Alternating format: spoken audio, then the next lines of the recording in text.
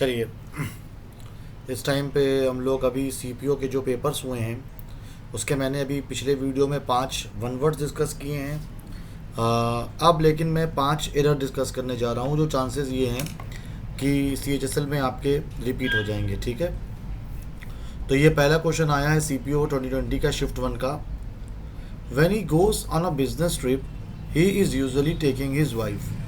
Usually समझिएगा, usually हो गया, ऑफन हो गया, ऑलवेज हो गया, आम तौर पे इसका मतलब होता है अक्सर। आम तौर पे इसका मतलब होता है अक्सर अक्सर। ठीक है, अब जब कभी भी वो बिजनेस ट्रिप पे जाता है तो वो अपनी बीवी को भी साथ में लेके जाता है।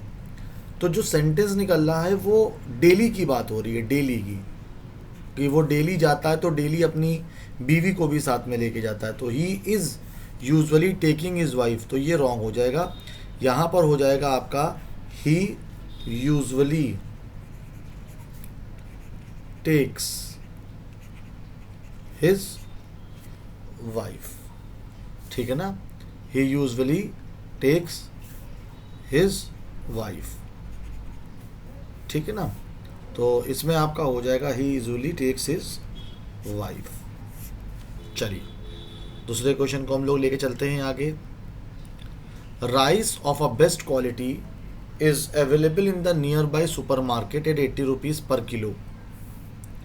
पहली बात तो पर का मतलब आबी होता है। जो राइस है एक सर्वश्रेष्ठ क्वालिटी की, वो अवेलेबल है नियर बाई मार्केट में, वो भी 80 रुपये प्रति किलो में। तो आ बेस्ट की जगह पे किसका इस्तेमाल हो जाएगा? द बेस्ट, क्योंकि rise of the best, best जो होता है ये सुपरलेटिव डिग्री होता है, और जितनी भी सुपरलेटिव डिग्रीज होती हैं, सुपरलेटिव डिग्रीज, उनके पहले हमेशा द का यूज़ होता है। जैसे कि the worst, the tallest, the wisest, the smartest. तो द का जो यूज़ होता है वो हमेशा सुपरलेटिव डिग्री के पहले होता है। द का जो यूज़ होता है वो हमेशा सुपरलेटिव डिग्री के पहले होता है। We always use the before superlative degrees. But अगर किसी भी सुपरलेटिव डिग्री के पहले कोई डिटर्मिनर आ गया है,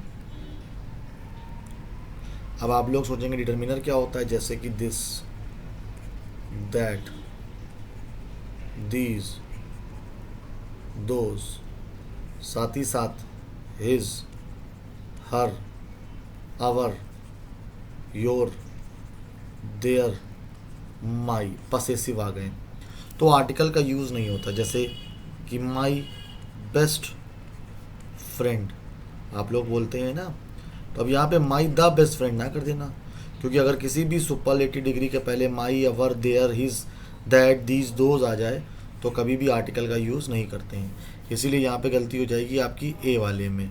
यहाँ पर आप बेस्ट क्वालिटी की जगह पे क्या हो जाएगा? The best quality. चलिए, क्वेश्चन नंबर 3 की ओर बढ़ते हैं हम लोग। What a surprise, I never expect to see my childhood friend after so many years. अच्छा, पहली बात तो यहाँ पे आप हिंदी निकालेंगे, बड़े आश्चर्य की बात है। व्हाट अ सरप्राइज मतलब कितने आश्चर्य की बात है कि मैंने कभी भी अपने बचपने के दोस्त को नहीं सोचा था कि मैं उससे मिलूँगा। आई नेवर, मैंने कभी नहीं सोचा था। हिंदी क्या निकल रही है? मैंने कभी नहीं सोचा था। आई नेवर एक्सपेक्ट की जगह पे क्या हो जाएगा? I never expected. समझ में आया? मैंने कभी नहीं सोचा था, तो सी माई। ठीक है, तो यहाँ पर क्योंकि हिंदी निकालने पे आंसर निकला, इसके पीछे कोई ग्रामर का रूल नहीं है, क्योंकि सेंटेंस पास्ट में चल रहा है, इसीलिए एक्सपेक्ट की जगह पे किसका यूज़ हो जाएगा? एक्सपेक्टेड का यूज़ हो जाएगा। He wonder what was the reason for her refusal to accompany him. अब ज़रा देखिएगा ये क्वेश्चन की मतलब वो ये बात सोच रहा था कि क्या कारण था उसको कंपनी को छोड़ने का। What was the reason for her refusal to accompany him. पहली बात तो वॉज एक हेल्पिंग वर्ब है, सेंटेंस के आखिरी में फुल स्टॉप रखा हुआ है। जब कभी भी सेंटेंस के आखिरी में क्वेश्चन मार्क रखा होता है तो जो हेल्पिंग वर्ब होती है वो हमेशा सब्जेक्ट के पहले आती है, लेकिन जब फुल स्टॉप रखा होता है तो जो हेल्पिंग वर्ब होती है वो सब्जेक्ट के बाद आती है। तो यहाँ पर अगर आप देखेंगे तो व्हाट वॉज द रीज़न की जगह पे हो जाएगा what the reason was. What was the reason की जगह पे हो जाएगा व्हाट द रीज़न वॉज। वो ये बात सोच रहा था कि क्या कारण था उसके कंपनी छोड़ने का या रिफ्यूज़ करने का। तो ये सवाल नहीं पूछा गया है, ये बात वो सोच रहा है, वो क्वेश्चन नहीं पूछ रहा है। इसीलिए यहाँ पर जो व्हाट है वो द रीज़न वॉज, मतलब जो हेल्पिंग वर्ब होगी वो सब्जेक्ट के बाद चली जाएगी। चलिए फिफ्थ क्वेश्चन के पर पढ़ते हैं। She picked up the books lie on the table and put them on the shelf. पहली बात तो शी एक सब्जेक्ट की तरह काम कर रहा है, पिक्ड एक वर्ब की तरह काम कर रहा है। अब पिक्ड अप एक फ्रेजल वर्ब है। क्या है? फ्रेजल वर्ब है। द बुक्स क्या हो गया? ऑब्जेक्ट। जो चीज़ वर्ब के बाद आती है, अगर कोई भी नाउन आपको वर्ब के बाद मिल गया तो वो ऑब्जेक्ट की तरह काम करता है। She picked up the books, उसने किताबों को उठाया था। अब ये जो लाई है ना, लाई, ये भी एक वर्ब है।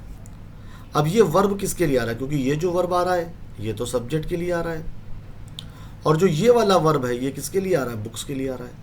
तो वर्ब किसके लिए आ रहा है ये इंपॉर्टेंट है। वर्ब अगर सब्जेक्ट के लिए आ रहा है तो वो अपनी टेंस की फॉर्म में होगा, लेकिन वर्ब अगर ऑब्जेक्ट के लिए आ रहा है तो वो या तो 2+V1 होगा और या तो जेरेंड होगा, या तो वो जेरेंड होगा। जेरेंड से मकसद है आपका कि वहाँ पर वो वर्ब की आईएनजी फॉर्म में होगा। तो यहाँ पर she picked up the books, लाई, लाई पहली बात तो वर्ब की फर्स्ट फॉर्म है। सेंटेंस पास्ट में चल रहा है तो वर्ब की फर्स्ट फॉर्म तो कहीं से आ ही नहीं सकती, इसीलिए she picked up the books lying, यहाँ पर क्या हो जाएगा? लाइंग। क्यों? क्योंकि हिंदी जब निकालोगे तो निकलेंगी कि पड़ी हुई थी। जो उसने किताब को उठाया था, जो पड़ी हुई थी टेबल पे, and put them on the shelf. चलिए ठीक है, कल मैं फिर 5 एरर, 5 वन वर्ड और 5 अदर चीज़ों को डिस्कस करूँगा। डेली आप लोग रेगुलर रहिएगा और आपकी सारी क्लासेस इसी तरीके से चलेंगी।